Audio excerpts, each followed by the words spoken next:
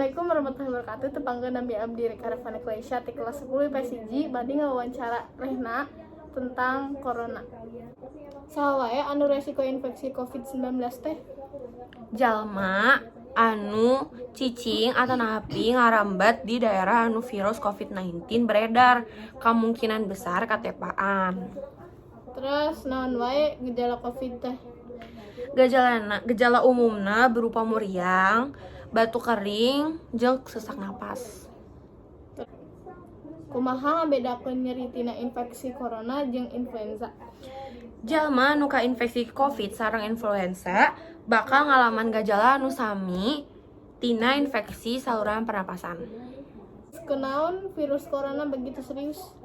Sabab corona langkung parah diatawi sepuh sareng jalma anu parantos ngagaduhan penyakit sanes. Terus di mana mimitina virus ieu muncul? Di Wuhan, Cina. Iraha mimitina?